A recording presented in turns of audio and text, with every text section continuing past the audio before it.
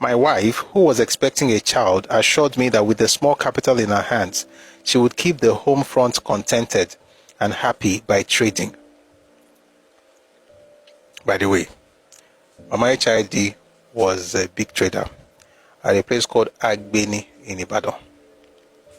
She was very rich. And according to their daughter, Dr. Tokunbo Awolowo Dosumo, up until, was it late 60s, she was actually richer than Papa. She had more money. Which is why I laugh when some people talk about having money and having issues in their marriages. I'm like, okay. If I have money, I don't need a man. Okay. Anyway, we'll talk about that. But let's spend this time to just talk about Mama. Without talking about, when we're done, without talking about lessons that we can get from this. It is, I think, pertinent that I should at this juncture say a word or two about my wife and what she has meant to me. Throughout all the changing fortunes of my life, since I married her on 26 December 1937, my wife, Hannah Idowu Awolowo ni Adelano, has been to me a jewel of inestimable value. If there's anything everybody knows about Papa and Mama HID, is that phrase, jewel of inestimable value. So that's where the phrase is from, actually, just in case you don't know. So again, to honor Mama, I'm going to start again. It is, I think, pertinent that I should at this juncture say a word or two about my wife and what she has meant to me. Throughout all the changing fortunes of my life, of our mother, Madam Elizabeth Oyeshile, and grandmother, Chief Adebowale Oyegunle, both of whom are successful women traders. The grandmother, at the age of over 100, is still carrying on her business, though now on a token scale. She opens her shop regularly every day from dawn till dusk. My mother-in-law at 77 would wish to be as active as ever in business, but my wife and I have succeeded in persuading her to slow down considerably. With my wife on my side, it has been possible for us to weather all financial storms. Because of her charm, humility, generosity, and ever-ready sympathy and helpfulness for others in distress, she is beloved and respected by all our friends and acquaintances. She has courage of a rare kind. I have that too, but I am no match for her at all in her exercise of infinite patience and forbearance under all manner of circumstances. She absolves without a word of complaint all my occasional acts of irritability.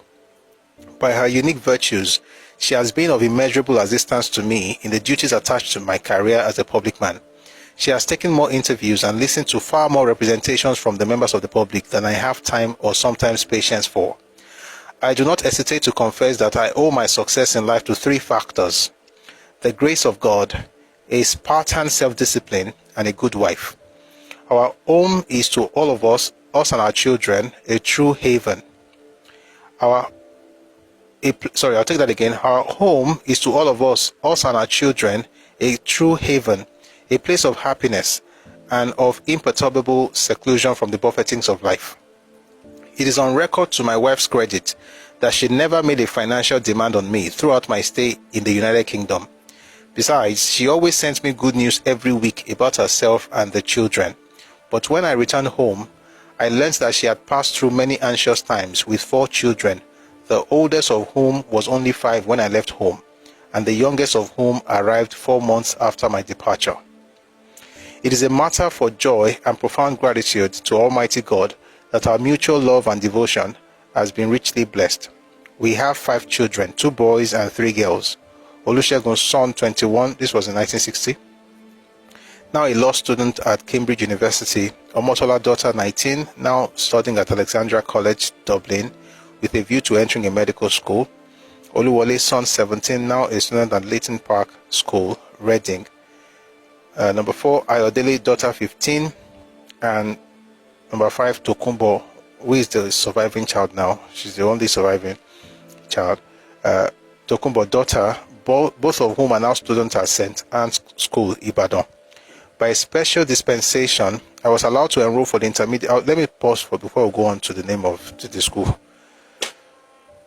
Quick stuff. Number 1, I hear things, and I think it's important to use the opportunity to address it. People say things like, and I saw some videos a couple of days ago, oh, as a woman, when I'm working, I make my own money and stuff. I think some girls, not ladies, because they think like children, some girls think that the idea of making money just started in 2025. And so they call it that they are independent and liberated. And then you talk about, the one I heard that actually made me just feel funny, was when he says, if you're a traditional man, you should do what traditional men do. I'm a traditional woman. When people talk like that, they think they're making a point, but for the most part, they're very ignorant. The concept of traditional woman that people talk about now is not Yoruba. It's American. In Yoruba culture, both the traditional woman and the traditional man work. We do not have the concept of full-time housewife in Yoruba culture. Our fathers and mothers have always, I'm not saying the last century or 2 centuries or 3 centuries or a millennia, they have always worked. And I'm not just saying this. I can tell you books to read to find it. You'll find it in the New History, Yoruba, the New History by Akinwumi Ogundiran. You find it in the History of Yoruba People by Sivibanji Akintoye. Read those 2 books first. All around you, you see examples. For instance, Madam Eforoye Tinubu, she was very wealthy. She was a trader. But guess what? She was a businesswoman trader. She was in international trade. But her own mother was a trader and her grandmother was a trader. And she's not an exception. That's the rule. Our women worked. Olokun, who is the patron goddess of bead makers in ancient Ife, she was a businesswoman and she lived in the 11th century AD. That's about 1,000 years ago. Our women always worked. The idea that, I'm a woman, I'm making money, I'm not traditional, you don't understand. In our own culture, this is why I say we should be very careful of the things that we're importing without understanding. In our own culture, traditional wife does not mean a stay-at-home mother. And there's nothing wrong with that. But that's not a definition of traditional wife. Back in the day, we have our mothers and our fathers traveling out of the country to trade. I'm talking 9th century, 10th century AD. Oh, yes, Evan Shetan, yes, but I'm even trying to go back. Evan Shetan was so rich, she had over 2,000 slaves. And don't feel anything about the slaves at the time was like having machines for work, because you were in the farm, you had no tractors, you had slaves. That was just what happened at the time. It was a measure of wealth. Farms everywhere. She was a woman. We had Jalaja Akbars. My own grandmother was a trader as well.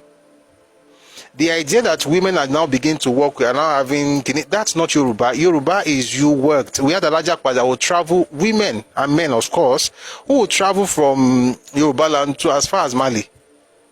Trading. Last year, 1,000 years ago. Our women always made money. See, the least you would find is maybe they go to the farm with their husbands and they will get vegetables and sell in the market. Or they are weaving hair or plaiting hair at home. If you see a Yoruba woman in traditional society who is at home, maybe she's sick or she just had a baby. Or she started from work. Or she's resting. Not that she doesn't do anything, she's a traditional housewife. That's not what traditional woman means to us in Yoruba land. And traditional man does not mean go and work and bring out the money, I'll just take care of the house. That's not how it works in Yoruba land. In our own culture, the husband can build houses. Even me, my father has houses, my mother also built. Like, it's not like you have to do this thing where the man is just, and the woman is just sitting at, and there's nothing wrong. If the person sits at home to take care of the children, there's nothing wrong with it, but in Yoruba culture, it's foreign. And let me say something on this thing. People talk about the fact that I'm making my own money. You're not the first. With all due respect, whatever you are making right now is a blessing to you. But this thing of the husband money is my money, our money is my money, the land share my money, those things are just childish. That's the funny thing. You don't see these people building it. It's literally your home. It's not the man's home. He's the head of the house, but it's your home. You are building it. The things my mother did when I was in school, the things my wife did and still does sometimes. The children will not know, but you will know eventually. But there's a way, sir.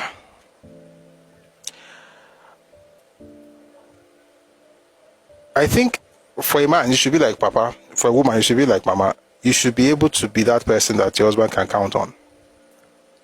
All right? And it's quite interesting. The person will be in the UK for years and the wife will not ask for kobo. But you see, that will not happen. Some men will say, oh, I wish that was my wife. But also remember that the woman herself is a businesswoman. So also there's something else I wanted to say. So someone talked about money and everything, and a guy was talking about if a woman has more money. I think some men also are not real men. There's this thing where people talk something like, are you a boy? If your woman makes a lot of money, how does that affect you? People, unless you have self-esteem issues, where the woman is, and I said it, for up until 60s, a mama had more money than Papa. HID had more money. She had a big business. She was the sole distributor for NBC, Nigerian Bottling Corporation. That's the makers of Coca-Cola. She had this one big space. She had this great influence in Agbeni, in Ibadan. If your wife is making more money, why should you be threatened by that? As long as you know that you of course, you know who you are marrying. You're not marrying people that will be shouting, I have more money. I'm talking about somebody who is actually is supposed to help your family. Now, it's your family now. It's family income. So I also don't get it when men say things that make they sound like they are threatened by the success of their wives. If your wife is successful, you are successful. Right? If your wife is doing well, you're doing well. And in the case of this man, that dream of going to school, imagine having 3 children. Your wife is pregnant with the 4th one, and you're able to share toward just summer to raise money and travel. By the time you go back, the woman already had, there were 4 kids. She had to take care of all of them. She didn't have to collect any money from abroad because she could take care of them, and she had something she was doing. I think I should end by saying this. I think what is new to some people is the fact that they are. Let me tell you something. What is new in Yoruba culture? When I say new, even new in gone now, what's in law, what's 100 years law. What is new to us is the idea of being salaried. Like the woman having to collect salary on a monthly basis. That's what is new. And when I say new, I'm talking about 100 years new. It's not the concept of making money. So our mothers have always been business women. Last, they will sell vegetables or they will plait hair. But they have always been busy. They always made money. And they were not just, again, when I use the word just, I'm not trying to trivialize what it takes to raise kids, but they will raise kids and still do business. That's how they roll, and that's how they still roll. My mother was a teacher. I don't know about your family, but I know generally if you're a Yoruba person, this will not be strange to you. But I just think it's important to say, especially for younger people who read all these American things and start telling you traditional man, traditional woman. And I'm wondering, traditional according to who? You'll be using American standard to judge your life, and America doesn't even have what you possess. Your own women could speak up when kings were talking. When did Europeans start having women, when they get the suffrage, the ability to vote for women? Meanwhile, your own women were deposing kings in Egba land. And your own women were in the palaces of kings, in the cabinets. You couldn't have cabinets without women. Even the Ogboni, couldn't have Ogboni without women. There's a Yabiye, the Ogboni. But some of this culture that are shouting, that are trying to copy, the women dare not say a word. Till today, there's no female president of America. Yoruba land, we've had female kings. Even Oni, we've had a female Oni, at least one. Her name is Luwo Bagida. We've had a female Alaafin. Her name is Orompotonio. But somehow I think we cut ourselves to some very small sizes in order to fit into the American or European ideal. Meanwhile, it's actually less in terms of evolution, because they raise children that turn out right, and then they say this business. Of course, there are some things going for them because there's a big family. But in this woman's case, she's not 10th century, she's 1960s. Mama was still alive in this century. She passed on a few years ago. But I'm just saying all of that to say that these are practical lessons that we can get from these things, so that we don't get carried away by all this. By the way, I don't like that phrase, traditional man, traditional woman, because every time they say it, they're referring to America, and the person does not know the road to the airport. So let's understand our culture.